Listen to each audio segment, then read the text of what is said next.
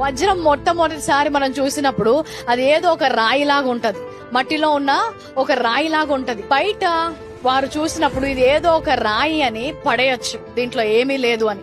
కానీ ఎవరికైతే ఈ వజ్రం గురించిన జ్ఞానము తెలుసో వారు ఆ రాయిని చూసినప్పుడు అది ఏదో రాయి పడేయాల్సిందన్నది కాదు, గాని ఇది ఒక విలువైనది అని వారు తీసుకుంటారు. అది తీసుకొని దాన్ని రిఫైన్ చేసినప్పుడు అందులోంచి ఒక శక్తివంతమైన పదార్థము వజ్రాలు బయటికి పడతాయి. హల్లెలూయా. సో బయట ఉన్న వాళ్ళకి ఆ రాయి యొక్క విలువ తెలియకపోవచ్చు. ఈ రోజు మీ చేతిలో ఉన్న విలువ బయట ఉన్న వారికి వెర్రితనంగా ఉండొచ్చు.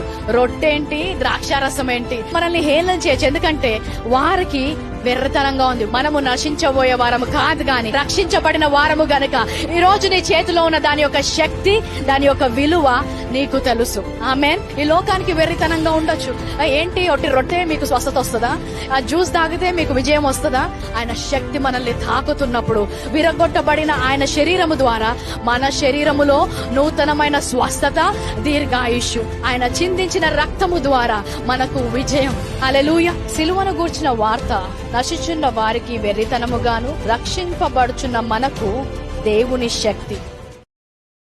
Download ShareChat.